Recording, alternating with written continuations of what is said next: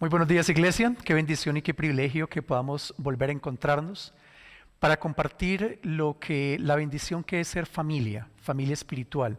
Saber que no estamos solos, sino que por el contrario, frente a cualquier circunstancia, hay un grupo de personas amigas que nos aman, que cuidan de nosotros, que nos llevan a la presencia de Dios. Eso es una bendición enorme.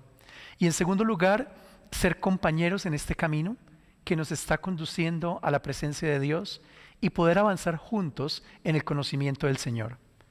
Hoy vamos a estar compartiendo la palabra de Dios y hablando precisamente de eso, de la conquista de diferentes niveles de autoridad espiritual y de bendición a los cuales Dios quiere llevarnos.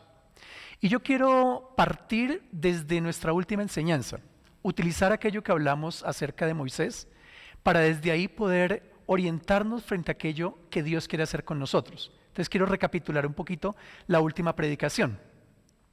En esta enseñanza hablábamos acerca de este varón que fue criado en la corte de Faraón, pero a causa de un error que cometió, perdió su proyecto de vida y terminó haciendo aquello que él nunca pensó que iba a hacer, porque su perfil era para ser gobernador de la más grande nación que existía en ese momento. Pero a consecuencia de una equivocación que comete, tiene que salir huyendo y termina convirtiéndose en pastor de ovejas. Bueno, para que lo entendamos en el contexto del siglo XXI, Bogotá, Colombia, o las grandes ciudades del mundo, es como si estudiaste en el mejor colegio, en la mejor universidad, y estabas proyectado a trabajar en una multinacional o a ser un emprendedor, y finalmente pierdes tu título profesional y terminas haciendo algo que no era lo tuyo. No sé, trabajando, reciclando o haciendo un oficio que para ti es impropio de aquello que tú querías para tu propia vida. Esta es la situación de Moisés. Y Dios le llama en ese contexto, en un contexto donde hay frustración, donde hay fracaso, y Dios le dice: yo quiero tomarte en el lugar donde tú estás y quiero llevarte a un nivel diferente para que cumplas un propósito específico que va más allá de lo que tú habías soñado. ¿Cómo inicia todo ese proceso? Dios aparece a Moisés en la zarza, le habla, Moisés tiene un encuentro sobrenatural, genial, porque a partir de ese momento Dios comienza a redireccionar su vida. Pero el hombre que Dios encuentra y con el cual se ve en la zarza cara a cara, es un hombre inseguro. Es un hombre que adolece, él dice que adolece de un defecto físico, y es que no tenía facilidad para hablar. No sé, podemos pensar que tenía algún tipo de tartamudez. Y se encuentra con Dios allí, recibe redireccionamiento, recibe un empoderamiento de parte del Señor, pero cuando la zarza se apaga y Moisés sale de la presencia de Dios, ¿adivina qué? El hombre que sale sigue siendo la misma persona insegura, la misma persona que tiene esa limitación física, y Dios le toma de la mano y le lleva a que comience un proceso de ascenso en lo personal, de ascenso en lo espiritual, para poder alcanzar a tener una vida extraordinaria, una vida dentro de un verdadero propósito que Dios tiene para él. Pues bien, es lo mismo que Dios quiere hacer contigo y conmigo, con cada uno de los que somos parte de la familia de Dios, o si tú que no eres parte de esa familia hoy quieres serlo.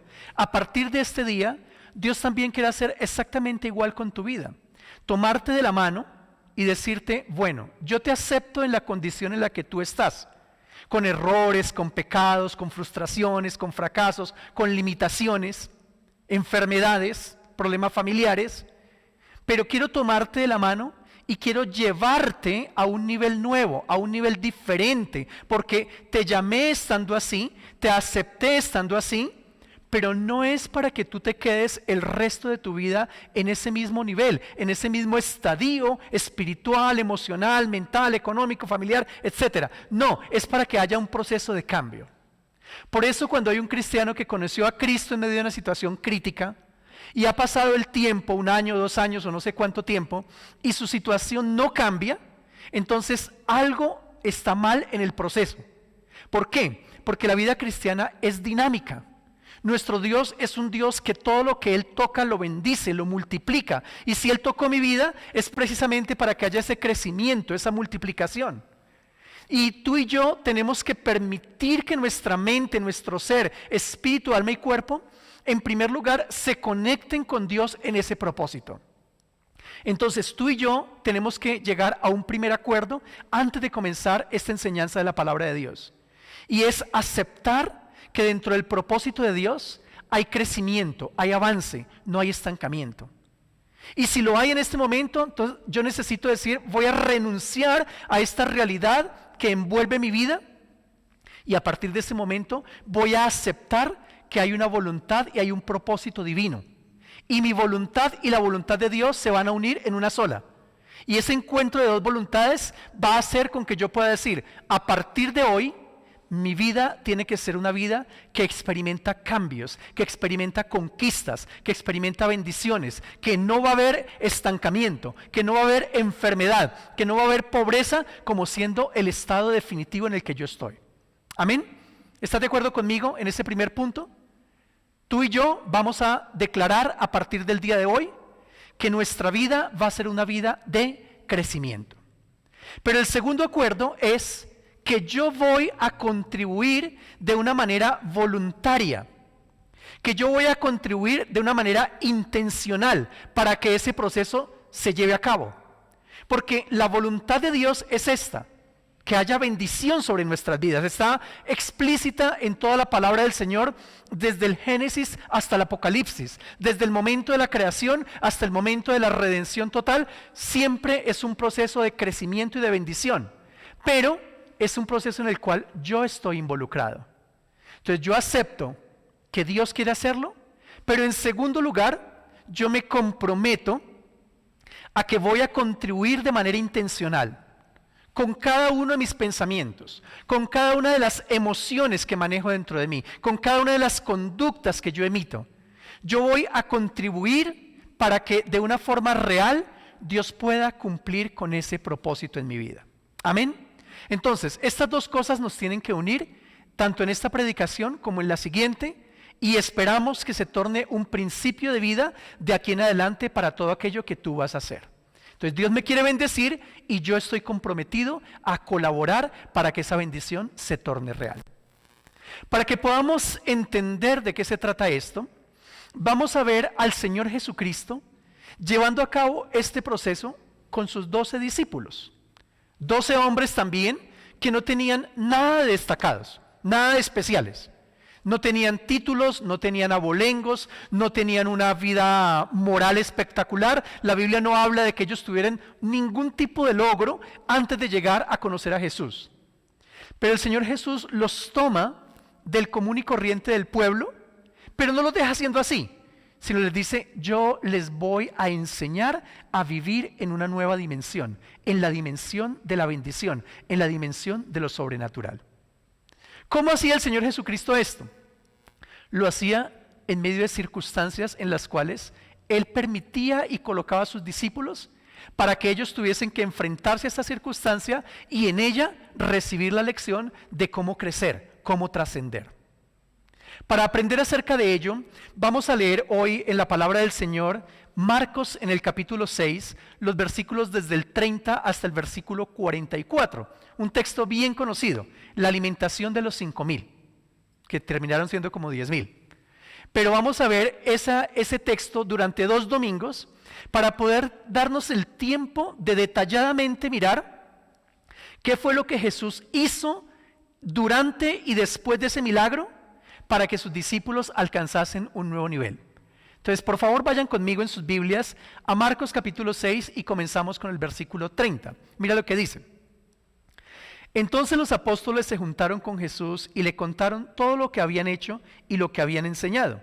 Él les dijo, venid vosotros aparte a un lugar desierto y descansad un poco, porque eran muchos los que iban y venían, de manera que ni aún tenían tiempo para comer. Y se fueron solos en una barca a un lugar desierto. Pero muchos los vieron ir y les reconocieron.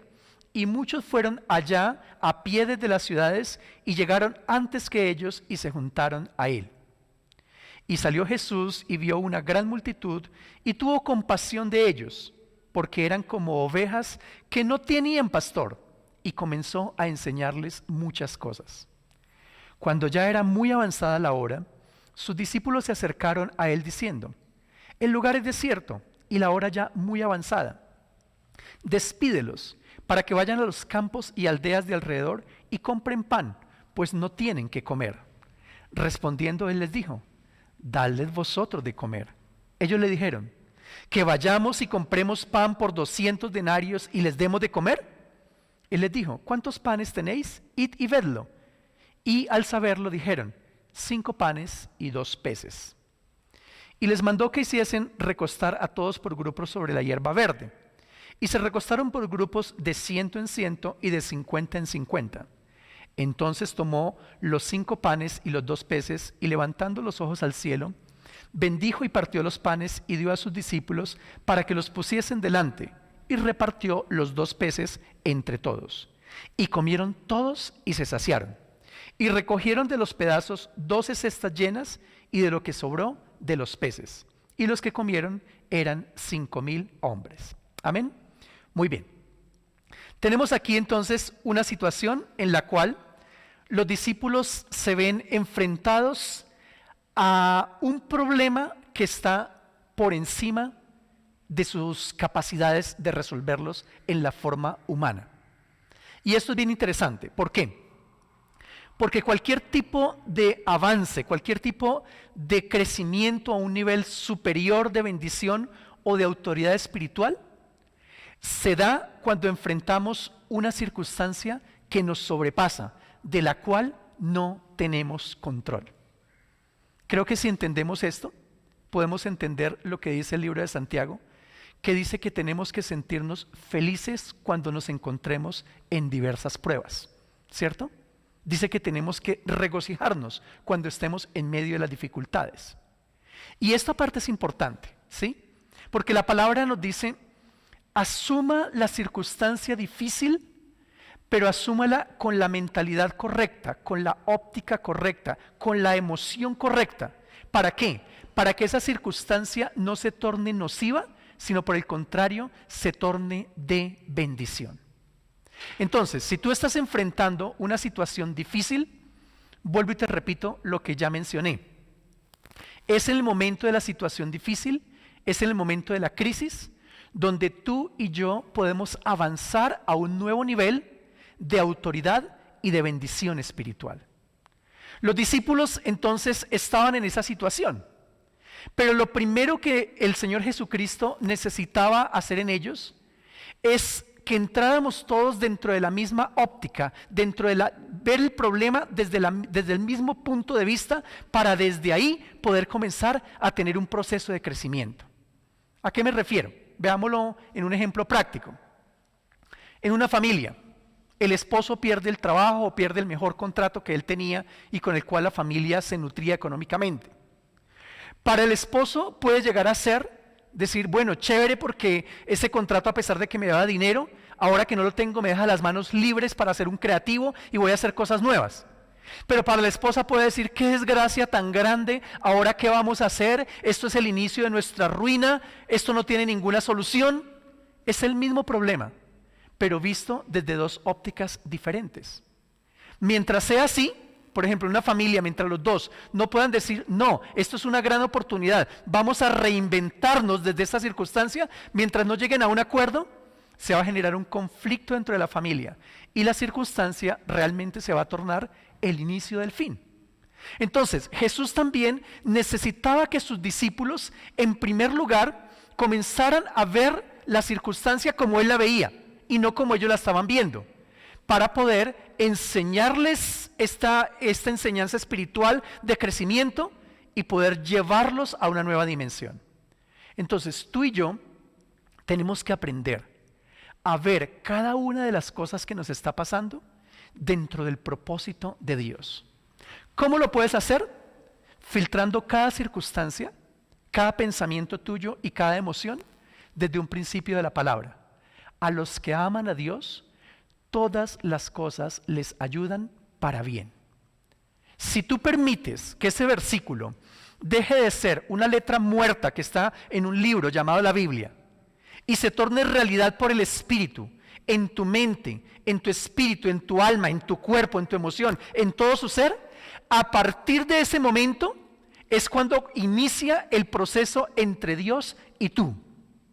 Cuando tú aceptas que tu circunstancia no se ha salido del control de Dios, sino por el contrario, está dentro de ese propósito y Dios está diciéndote, como tú me amas a mí, como tú has consagrado tu vida a mí, esta circunstancia que tú estás experimentando la voy a utilizar para poder promoverte, para poder traer bendición. No tomen esto tan a la ligera. Esto no es tan sencillo como llegar y levantarme y decir, ok, hoy no tengo dinero, hoy no tengo salud, hoy no tengo una familia, pero yo estoy feliz porque yo sé que Dios va a utilizar esto para bendición. Esto no es tan sencillo. Hay que recibir la palabra, pero hay que permitir que esa palabra entre a nuestra mente. Señor, yo quiero entenderlo y yo quiero aceptar que realmente esto va a ser para generar una promoción. La carne se va a oponer. La carne va a generar angustia, ansiedad, insomnio, gastritis, un montón de cosas, ira, depresión. Pero en el momento en que yo le digo a mi carne, cállate, aplácate, porque yo estoy seguro de que Dios está en el control de todo esto, vuelvo y te repito, en ese momento se inicia un propósito y se inicia un proceso junto con el Señor, junto con el Espíritu Santo, en el cual Dios está trabajando para promoverme y llevarme a una circunstancia o a un nivel de vida donde lo que yo estoy viviendo hoy, nunca jamás lo voy a volver a vivir. Quiero ser muy enfático en esto. Dios no es un Dios que tú estabas en un trabajo y te ganabas el mínimo. Él te provee otro trabajo donde te ganas el mínimo más 10,000 pesos y después te lo da por 6 meses y a los 6 meses te lo quita y después tienes que volver a repetir el proceso. No, eso no hace Dios. Dios dice, estabas ganándote el mínimo, ahora te quiero promover a una posición totalmente diferente, donde va a haber mucho más dinero, donde va a haber mucho más estabilidad y donde vas a poder disfrutar no solamente del dinero, sino vas a poder disfrutar de paz, disfrutar de estabilidad. Esto aplica para un conflicto familiar, esto aplica para una enfermedad, aplica para cualquier circunstancia de nuestra vida. Pero insisto, lo primero que tenemos que hacer es, mi mente y la mente de Dios se conectan, las dos voluntades se encuentran y ambos al unísono decimos, la circunstancia que me está aquejando en este momento no es para destrucción, es para bendición. ¿Por qué? Porque a los que aman a Dios, todas las cosas les ayudan para bien. Amén. Cuando yo hago esto, entonces ya comienzo a contribuir para que ese proceso se dé. Pero a partir de ahí estoy llamado a que se generen otro tipo de cambios en mi vida. Este no es el único, este es el primero solamente. Pero a partir de ahí los cambios tienen que comenzar a darse. Miremos por favor el versículo 35 y el versículo 36. ¿Qué tenía que cambiar en la vida de los discípulos? En el 35 y 36 dice, cuando ya era muy avanzada la hora, sus discípulos se acercaron a él diciendo, el lugar es desierto y la hora ya muy avanzada. Despídelos para que vayan a los campos y aldeas de alrededor y compren pan, pues no tienen qué comer. ¿Qué es lo primero que yo tengo que aprender a hacer? Tengo que aprender a manejar, a conocer mis actitudes naturales y buscar que esas actitudes naturales tengan un cambio. ¿A qué me refiero? Los discípulos lo que hacen es una lectura del contexto desde su mente, ¿cierto? Miran el lugar, dicen, uy, el lugar está desierto. Aquí no hay supermercados, aquí no llega Rappi, aquí no tenemos nada que ofrecerles. No tenemos plata tampoco para poder pedir un domicilio para 5,000 o 10,000. Entonces la solución es, pues Señor, despídelos y que ellos se vayan y en pocas palabras, que miren a ver cómo es que pueden solucionar su problema. ¿Ok? ¿Qué tiene eso que ver con nosotros? Normalmente cuando nos enfrentamos a una dificultad, sea de la índole o naturaleza que sea, el primer pensamiento que viene a mi mente es, yo no lo puedo resolver, que lo resuelva otro, ¿cierto? El primer pensamiento es un pensamiento, no en todos los casos, porque hay casos excepcionales, pero la generalidad es, este problema es grande, yo no lo puedo resolver, ¿cierto? Si no fuera así, Y si eso no fuera lo que domina la humanidad, no tendríamos problemas de estrés, no tendríamos problemas de suicidios, de depresiones, de ataques de ansiedad, de ataques de pánico, etcétera, etcétera, etcétera. No tendríamos eso. Pero como la generalidad de nosotros los seres humanos es ver el problema, centrarnos en el problema, sentirnos impotentes e incapaces ante el mismo, por eso lo que hicieron los discípulos no es ajeno a lo que suele suceder en tu vida y lo que suele suceder en la mía. Ellos vieron eso. Esto yo no lo puedo resolver. Esto es demasiado difícil. Mira todo el contexto. No hay ciudades, no hay plata, no hay comida. Y ya que estaba Jesús ahí, mira lo que ellos hacen. Van a Jesús y le dicen: Jesús, usted despídalos para que ellos vayan y resuelvan su problema. Creo que es lo que nosotros también hacemos. Bueno, Dios, ya que usted está aquí, ya que yo soy cristiano, ya que yo voy a la iglesia Movimiento de Plenitud Cristiana, entonces, Señor, aquí está mi problema, aquí está mi escasez económica, o aquí está mi problema familiar, o aquí está mi enfermedad, pues tome usted y resuélvala, porque como yo no puedo hacerlo, entonces usted resuelva mi problema. Y eso tiene un cierto aire de espiritualidad. Y hasta un cierto punto tiene una lógica bíblica que es válido, porque la palabra dice que tenemos que llevar ante Dios todos nuestros problemas en oración, en súplica, en el Espíritu. La palabra también dice que tenemos que echar toda nuestra ansiedad sobre Él. Hasta ese punto no hay ninguna dificultad. Pero la dificultad viene cuando es una situación en la cual Dios sí quiere intervenir, pero Él quiere que yo contribuya juntamente con Él para que el problema se resuelva, y yo decido no hacerlo y digo: pues yo ya coloqué todo eso en la mano de Dios y estoy esperando que Dios dé una solución. Y Dios dice: qué pena contigo, pero eso no es lo que yo acostumbro a hacer. Y si ustedes ven el texto, los discípulos traen el problema a Jesús, pero Jesús les devuelve el problema. Señor, despídalos y que vayan y busquen comida. Y les dice: no, Señor, denles ustedes de comer.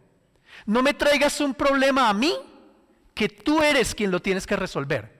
Ve tú y resuélvelo, junto conmigo, pero ve tú y resuélvelo. Entonces, vamos resumiendo. En primer lugar, mi mentalidad, mi óptica tiene que ser la misma óptica de Dios. Es decir, mi circunstancia es algo que Dios tiene que utilizar Dios va a utilizar para traer bendición en mi vida. En segundo lugar, voy a cambiar mis lecturas naturales, mis pensamientos naturales, y no voy a decirle a Dios: Dios, simplemente tú resuelve el problema, sino voy a decirle: Dios, estoy junto contigo para que este problema se pueda resolver. Amén. Pero los cambios siguen. La segunda actitud que Dios quiere cambiar en nosotros es una actitud de incapacidad, de imposibilidad. Porque en el versículo 37, que ya lo leímos, dice: respondiendo Él les dijo: dadles vosotros de comer. Y ellos dijeron: que vayamos y compremos pan por 200 denarios y les demos de comer. Bueno, creo que no tenían 200 denarios en sus fondos en ese momento. Y ellos lo que dicen es: ¿cómo nos estás pidiendo algo que para nosotros es imposible? ¿Cómo se te ocurre decirme tú a mí que alimente a 5,000 hombres, sin contar mujeres y niños? Como decimos, podemos estar hablando de 10,000 personas, no sabemos, pero eran muchísimo más de 5,000. ¿Cómo me puedes tú decir que yo resuelva ese problema cuando tú sabes que yo no lo puedo resolver? Y Dios dice: no, yo sé que tú sí lo puedes resolver, pero tienes un problema. Siempre que te enfrentas a un problema, a una dificultad, siempre dices: yo no tengo recursos, esto es imposible para mí. Yo lo escucho de manera continua. Se lo escucho decir a miembros de iglesia, se lo escucho decir a líderes, a pastores: ah, no, pero es que yo no puedo hacer eso. Ah, no, pero es que tú no me puedes pedir eso porque eso no depende de mí. Yo no puedo dar ese resultado, ¿cierto? Normalmente tenemos esa mentalidad, y dentro de esa mentalidad Dios no puede operar. Eso tiene que cambiar. Ahora, esa mentalidad, ¿a qué obedece? Obedece a un problema personal, a un problema familiar, es algo cultural, es algo bastante complejo, y todo necesita ser evaluado para poder ser cambiado. ¿Por qué digo yo que puede ser un problema cultural? Estamos transmitiendo desde Bogotá, Colombia. Y lastimosamente en nuestra cultura está el hecho de que los colombianos en términos generales creemos que siendo honestos no se puede progresar, que yo tengo que ser deshonesto para progresar, que yo tengo que decir mentiras para poder hacer un negocio. Una cantidad de cosas que nosotros aceptamos como siendo verdades y muchas veces esas verdades nos mueven en nuestro accionar, ¿cierto? Entonces acá el colombiano común y corriente, él no cree que siendo honrado, que siendo honesto, se puede prosperar. Entonces digo, no, me toca conformarme porque como yo soy cristiano, yo no voy a mentir, yo no voy a robar, por lo tanto, yo no voy a prosperar. Y a nivel cultural hay mandatos de estos que han entrado en nuestra mente, pero que terminan siendo terriblemente nocivos para cada uno de nosotros. A nivel familiar es lo mismo. ¿Cuántos de los que hoy están viendo esta enseñanza no fueron criados con una frasecita clásica en muchos hogares? No hay, no se puede. Papá, mamá, tal cosa. Mijo, no pida eso porque no se puede. No, eso no hay. Nosotros no podemos. ¿Será que yo podría estudiar en una universidad de los Estados Unidos? No, usted no podría estudiar fuera del país porque eso no se puede. Y tal cosa, no se puede. Entonces tenemos adultos que fueron criados desde muy pequeñitos con la frase no. Entonces, cuando vamos a enfrentar cualquier circunstancia de nuestra vida, lo primero que viene a nosotros es, yo quisiera hacerlo, pero yo sé que no se puede. Es decir, la batalla se perdió antes de que diéramos el primer disparo. ¿Por qué? Porque la batalla la perdimos aquí, en nuestro interior, en nuestra mente. ¿Qué mandatos hay en tu mente que están impidiendo con que se pueda cumplir el propósito de Dios? Hay que identificar esos mandatos para poder decir, no puedo seguir pensando así porque esta no es la mentalidad del reino, esta es la mentalidad humana, de una raza caída, de una raza pecaminosa, de una raza fracasada. Y yo estoy pensando como esa raza, como el antiguo Adán. Yo tengo que identificar esto y decir, no, pero yo ya no pertenezco a esta raza. Yo soy ciudadano del reino de los cielos y en el reino de los cielos pensamos diferente. Los discípulos aún no tenían esa mentalidad, por eso ellos veían el contexto y decían, el contexto es difícil, no tenemos recursos, por lo tanto la solución es, yo no lo resuelvo, resuélvalo usted, y en segundo lugar, no me pidas un imposible porque yo no puedo.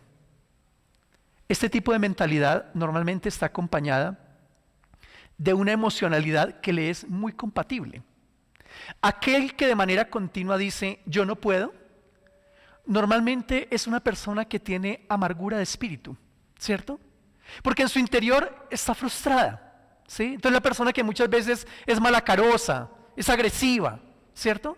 ¿Y por qué vive de tan mal genio? ¿Por qué vive tan predispuesta? Porque vive frustrada consigo mismo.